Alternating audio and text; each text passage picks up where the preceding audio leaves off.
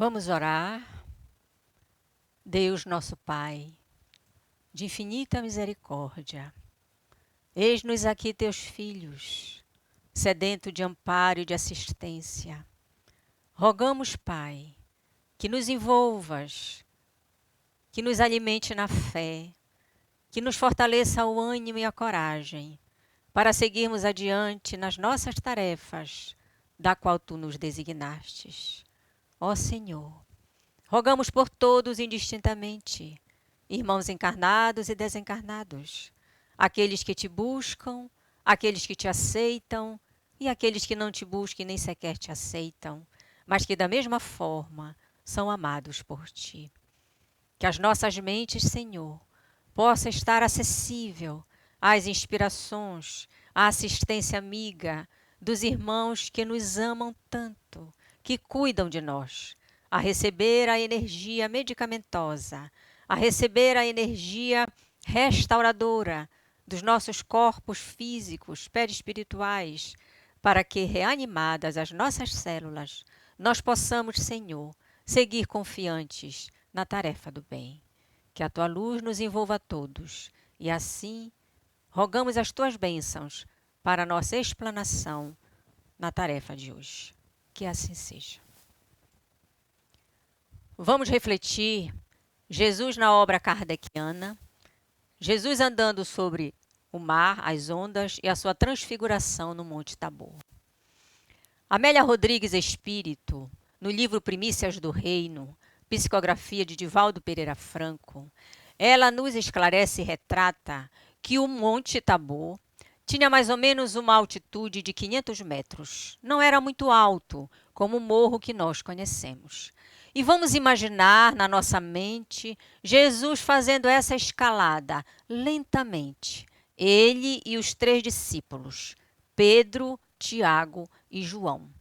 Toda vez que Jesus se afastava para operacionalizar qualquer manifestação, qualquer materialização, ele chamava esses 3 apóstolos, porque eles ofereciam o fluido necessário para o fenômeno da materialização.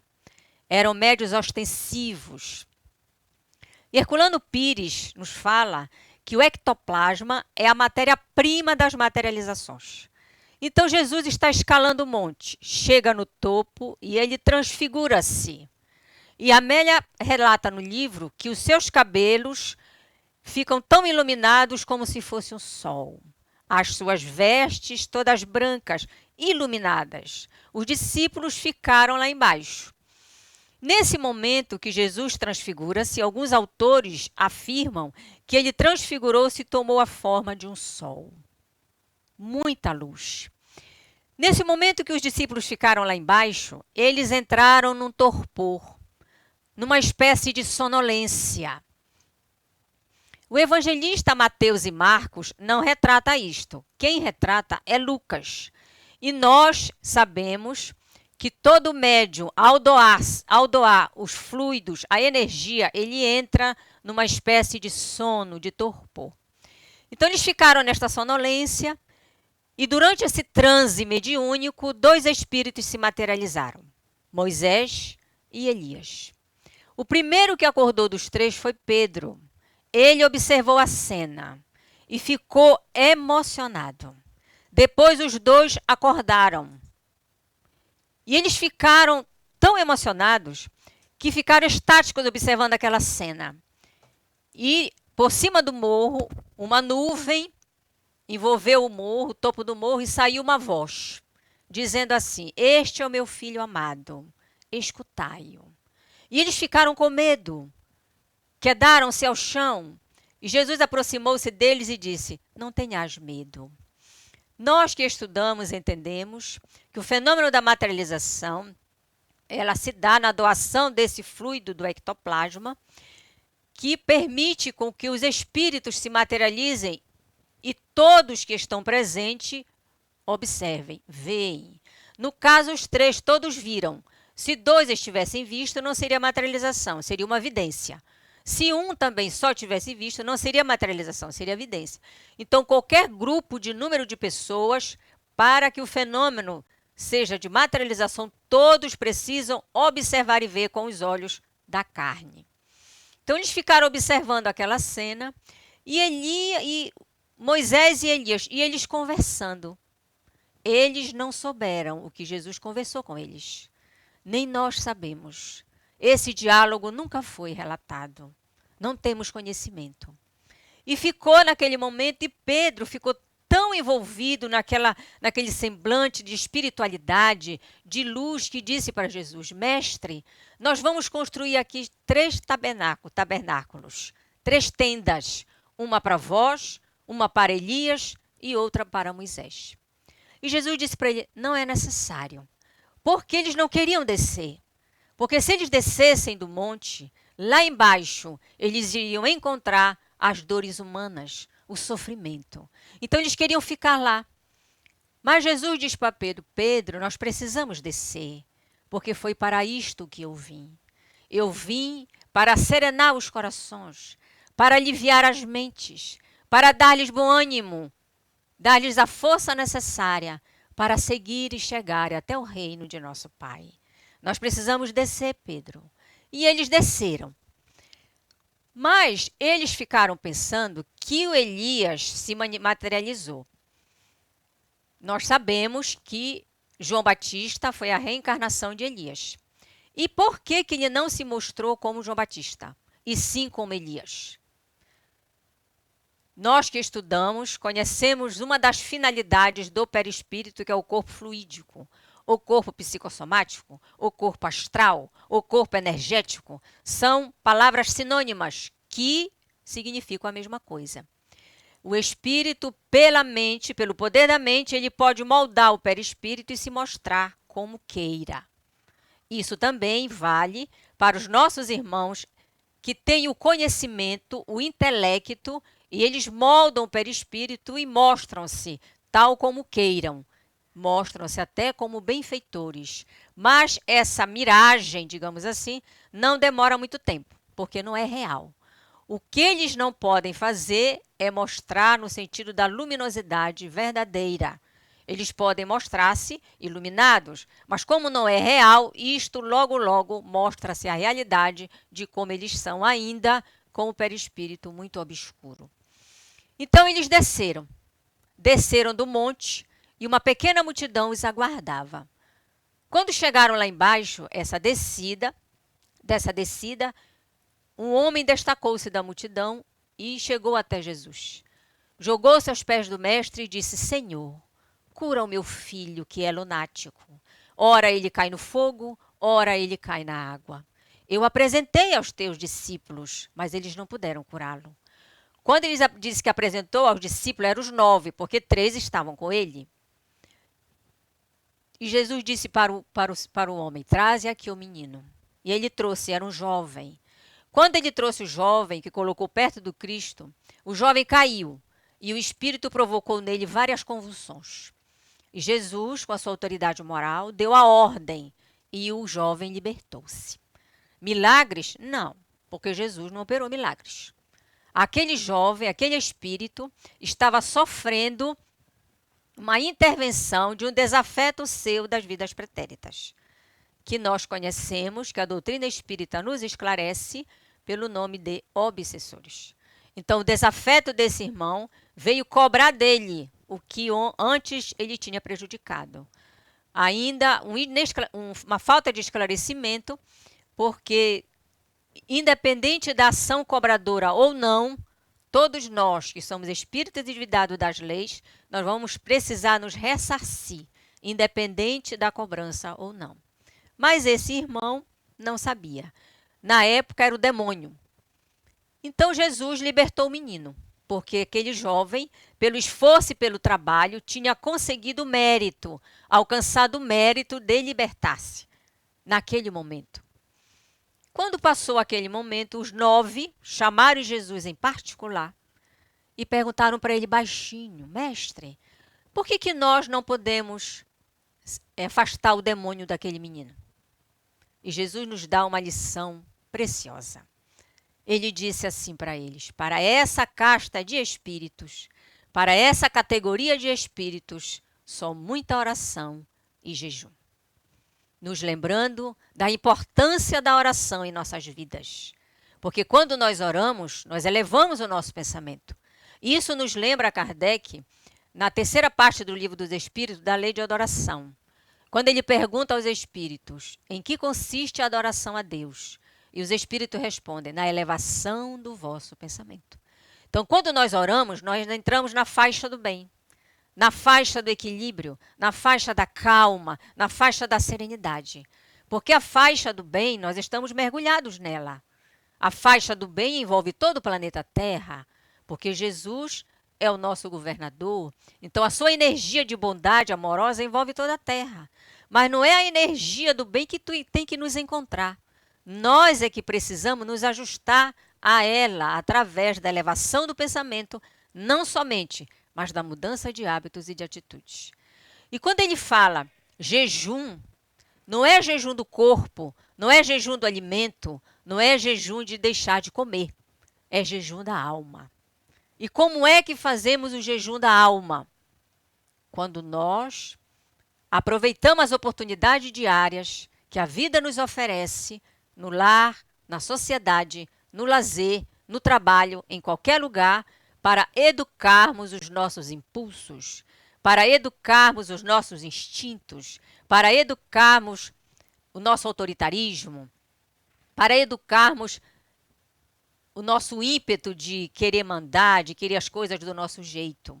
Então, a vida nos oferece estas oportunidades para que nós possamos trabalhar, para que nós possamos exercitar e alimentar o homem novo. Porque o autoritarismo, o falso poder, a raiva, o ódio, a inveja, a ira, é o homem velho. Nós precisamos educar estas energias no processo de transformação. Mas essa transformação, ela precisa ser consciente. Ela precisa ser verdadeira, de dentro para fora. Por isso que os apóstolos não conseguiram afastar o demônio.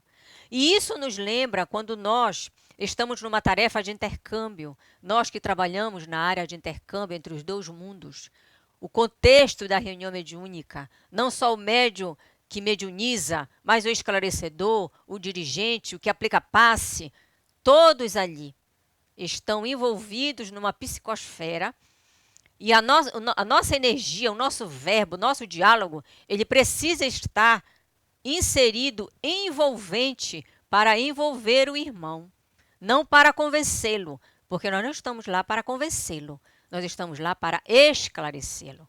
E ele vai captar, através da energia do verbo, da nossa voz, do passe, da mediunização, se nós estamos ali realmente de forma consciente, de forma natural, de forma espontânea, servindo a Deus. Então, por isso que eles não conseguiram.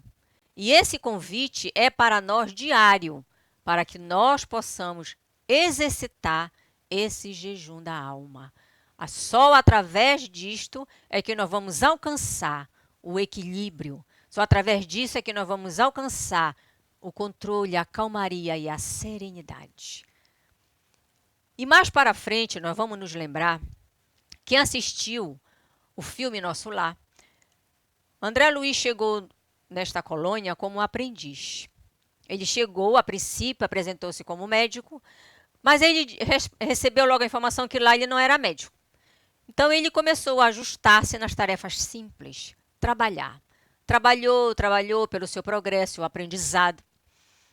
Dentre o Nosso Lar e o livro Mensageiros, André Luiz aprendeu, André Luiz evoluiu, André Luiz cresceu.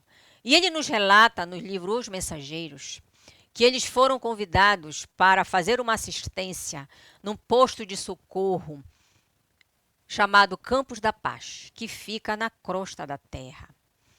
Ele, o seu companheiro Silas, e o instrutor que iria com eles seria o Aniceto. Então, eles desceram da colônia Nosso Lar, que fica no plano superior. Esse descer não é descer do monte, é uma descida vibratória. Eles desceram, e à medida que eles foram descendo, a luminosidade da colônia Nosso Lar ia ficando para trás. E eles iam entrando na penumbra, na psicosfera densa da Terra. E quando eles entraram nesta penumbra, André Luiz, até então, ainda não tinha irradiado luz. E os espíritos evoluídos, esclarecidos, quando já no controle, já feito o jejum da alma, eles começam a irradiar luz, que é uma das propriedades do perispírito, dentre outras.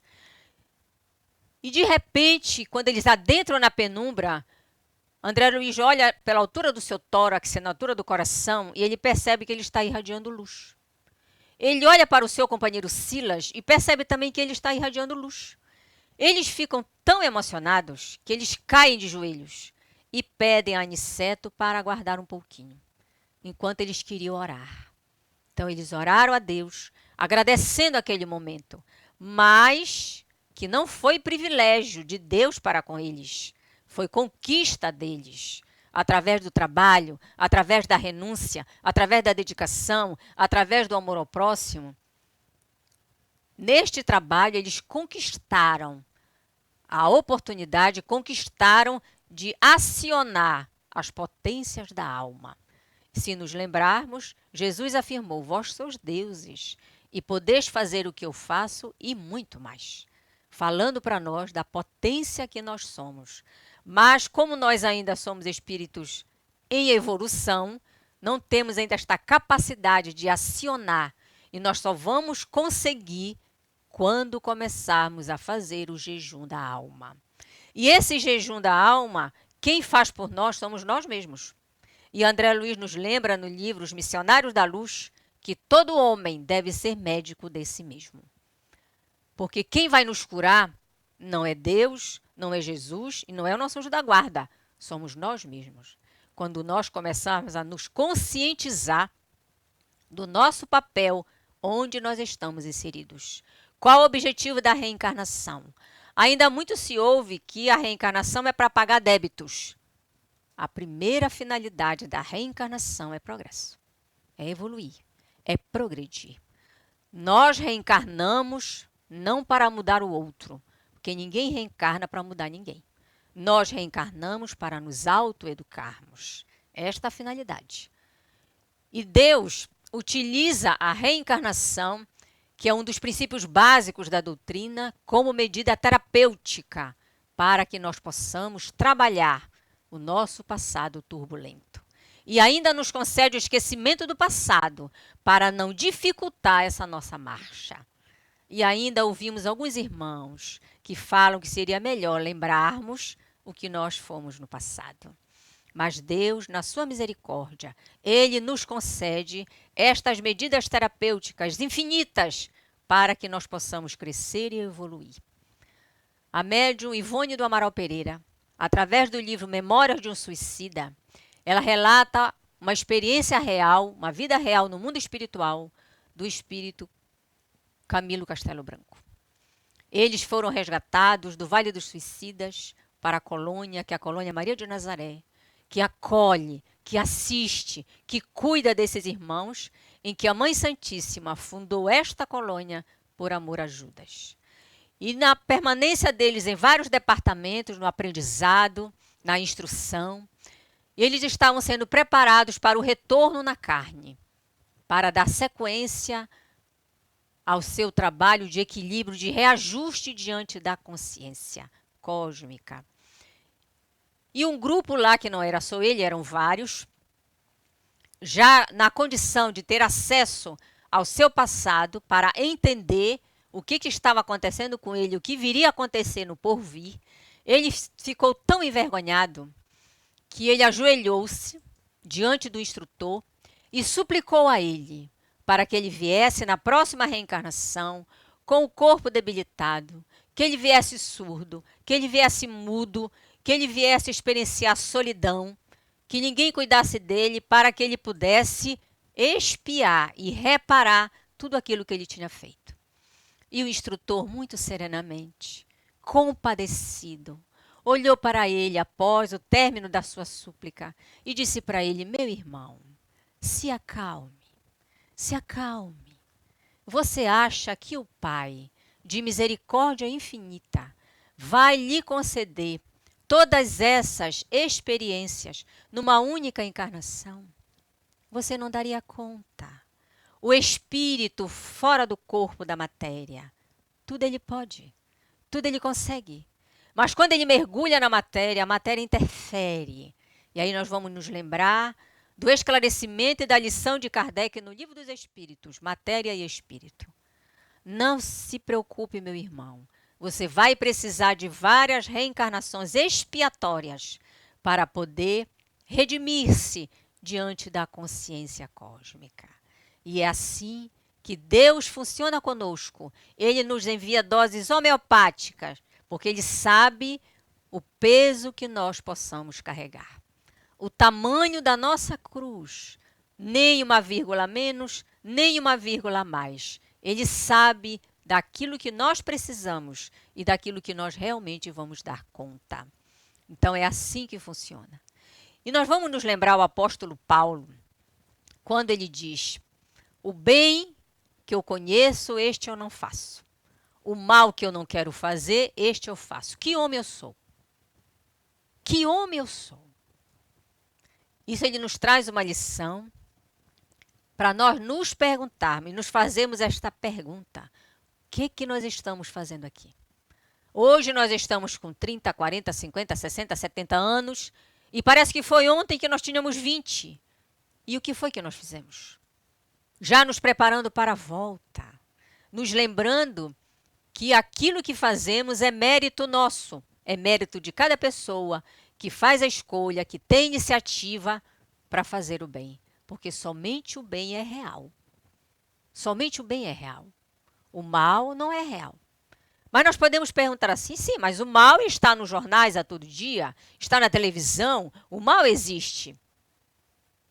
O mal é um equívoco das mentes em desalinho.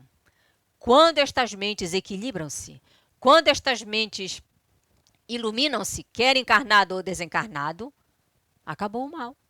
Porque quem foi que criou o mal? Fomos nós. E se fomos nós que criamos o mal, nós vamos ter que extirpar esse mal do coração. Não é Deus, não é Jesus, não é o nosso anjo da guarda. Somos nós que vamos ter que extirpar. Assim como não existe na natureza lugar ruim. Porque tudo é de Deus. Tudo é criação divina. Onde é que é um lugar ruim? Justamente as mentes em desalinho que vibram numa energia e à medida que elas iluminam-se, aquele ambiente muda. Nós vamos nos lembrar dos irmãos quando trafegam nos umbrais para socorrer os irmãos que estão sofridos, eles caminham com naturalidade, com muita naturalidade. Lembrando e sempre reforçando que tudo é de Deus. Então, Deus é o bem, só o bem é real. E é para este convite que nós fomos convidados, que a reencarnação tem a sua função de fazer o bem, investir no bem, escolher o bem e apostar no bem. E mais uma vez nós nos lembramos de que no trajeto de Jesus para o Calvário, carregando a sua cruz, ele sentiu-se compadecido daquelas mulheres de Jerusalém, chorosas.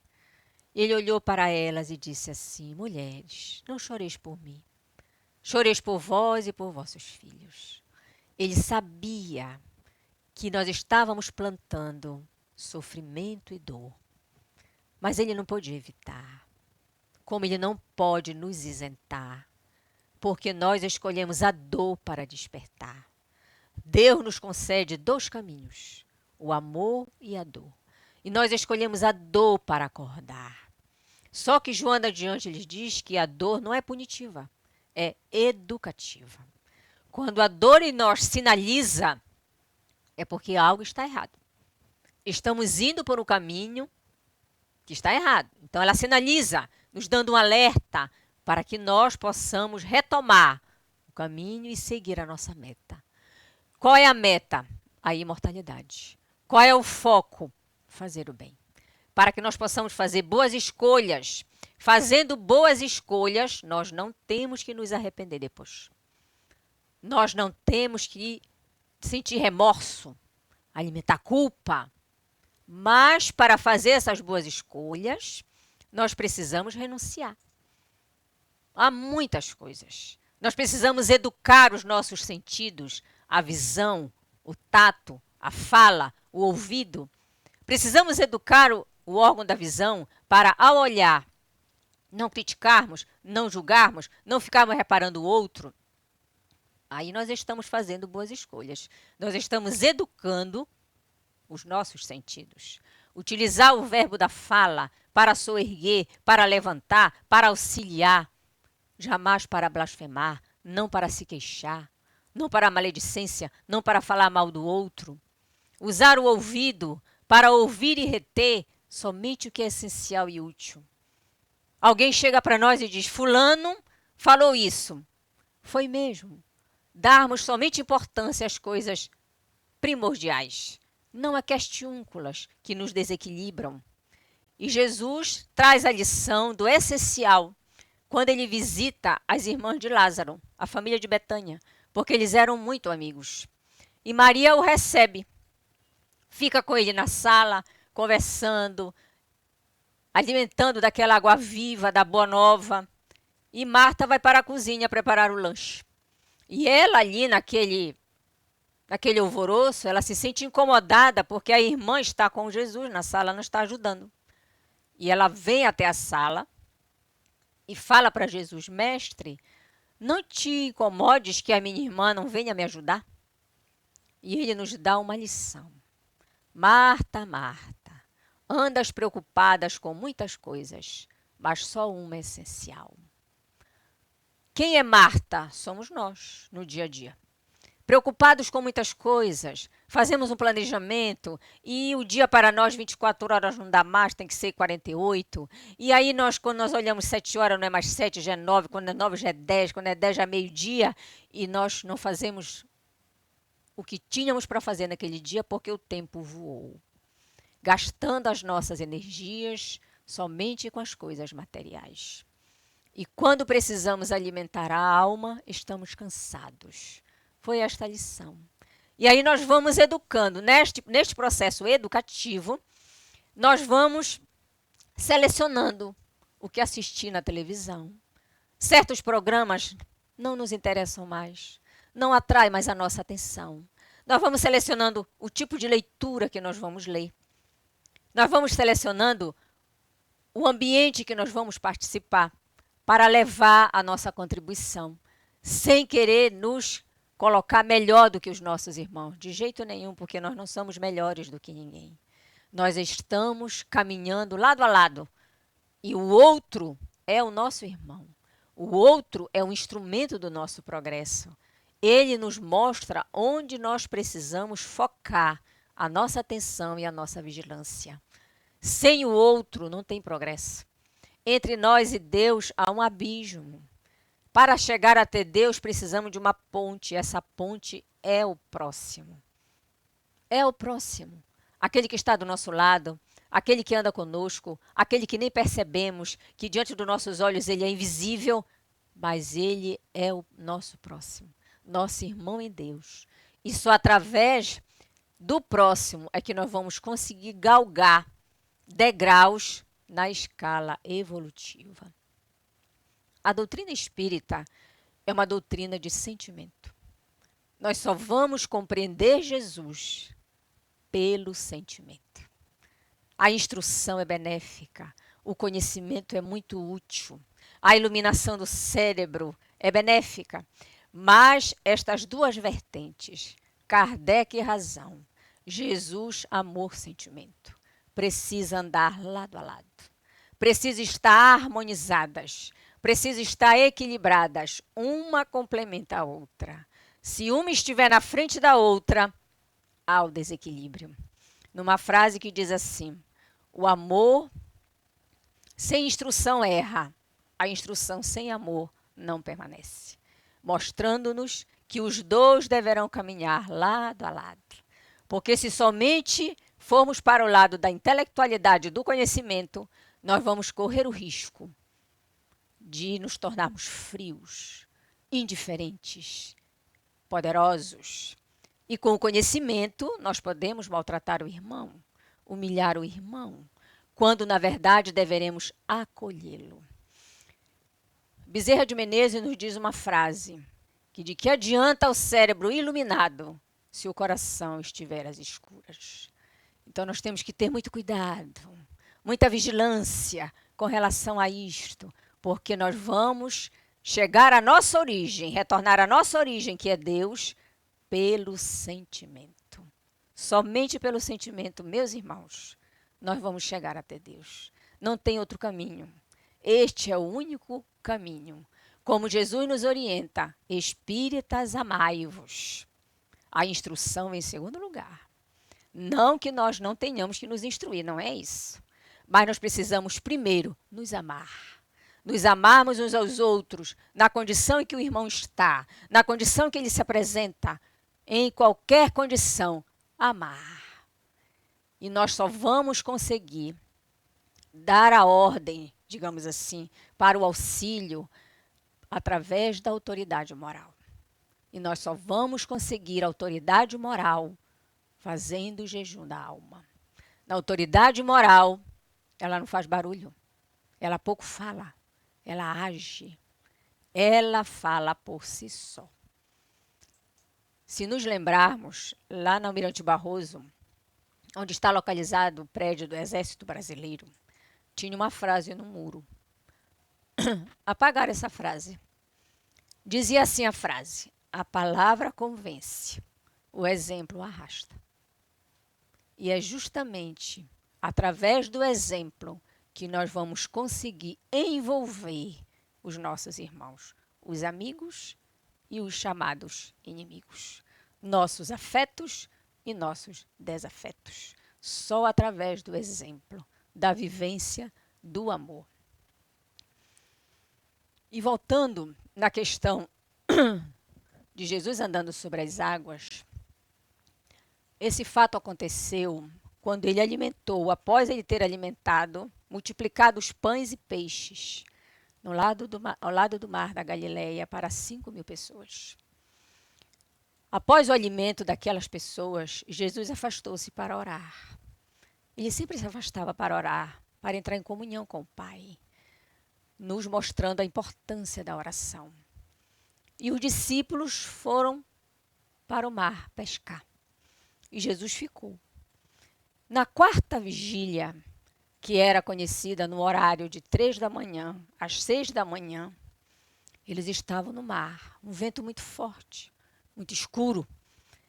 E de repente eles observam no mar um vulto luminoso andando sobre as águas. E aquele vulto se aproximando, se aproximando, se aproximando, e eles ficaram com medo. E aquele vulto se aproximando, Jesus disse: não tenhas medo, sou eu. E Pedro foi o único do barco que disse: Senhor, eu quero ir até vós. E Jesus estende a mão e diz para Pedro: vem. E Pedro, sendo o único do barco, saiu do barco e começou a andar sobre as águas. Mas no momento o medo o envolveu, a dúvida o envolveu e ele começou a afundar. Pede socorro e Jesus o acolhe. É uma simbologia o barco. O que é o barco representa nas nossas vidas? É a zona de conforto. O que é Pedro sair do barco? É nós sairmos da zona de conforto. Está tudo bem em casa, não estou sentindo nenhuma dificuldade, tenho as minhas coisas diárias, as contas todas pagas. Então, para que eu vou sair? Por que eu vou sair para ajudar os outros? Por que eu vou me expor agora nesse processo que nós estamos vivenciando da pandemia? Por que eu vou levar lá no sinal? Por que eu vou doar a cesta básica? Eu vou me expor para pegar o vírus? Não. Deixa eu ficar bem aqui na minha casa. Não é sermos imprudentes, não é isso. Então, o barco simboliza a zona de conforto. E Pedro simboliza a iniciativa, ele simboliza a humanidade. Quando Jesus estende a mão para ele, vem, ele está convidando a humanidade encarnada e a humanidade desencarnada. Mas esse movimento de sair da zona do conforto e ir ao encontro do infortúnio é individual. Esse movimento é individual. Por isso que o mérito é individual. E todo mestre, ele auxilia o seu discípulo para andar com as próprias pernas, para que ele tenha mérito e cresça. Então, nesse simbolismo de Jesus, que ele continua a nos chamar, há mais de 2000 anos, ele continua nos chamando, porque ele acredita na nossa redenção. Senão ele não teria vindo até nós. Senão ele não teria descido das suas esferas celestes para vestir um corpo de carne e vivenciar conosco, nos mostrar o caminho. Muitos já redimiram-se e outros iremos nos redimir, porque esta é a fatalidade de todos os filhos de Deus, redimir-se dos equívocos até a criatura apresentar-se diante do Criador. Então é esse o convite que ele faz para nós. Vem. Todos são convidados indistintamente. O tempo quem define é a própria pessoa.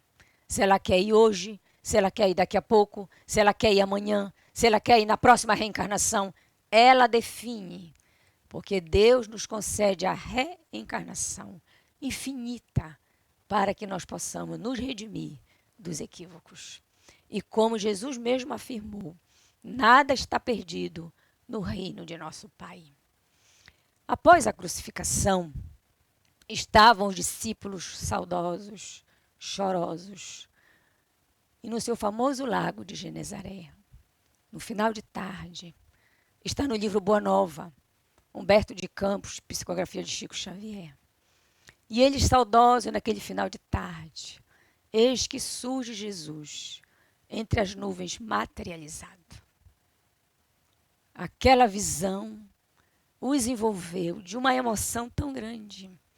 E Jesus falou aos 500 da Galileia: eis que retorno ao reino de meu Pai, mas estarei sempre convosco até o final dos tempos, nos mostrando de que nunca estaremos a sós, de que confiemos, de que Ele está conosco. E Emmanuel nos diz que Jesus está no leme. Se Ele está no leme, por que o medo? Por que a dúvida? Vamos fazendo a nossa parte, vamos confiando, porque todos nós fomos criados para a felicidade.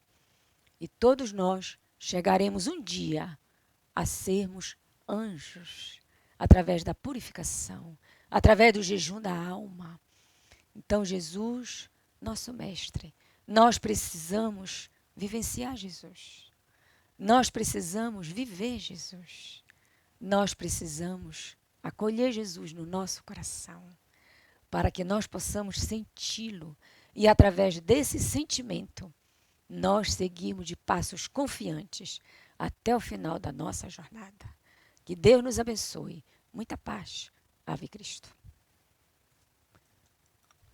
Vamos orar.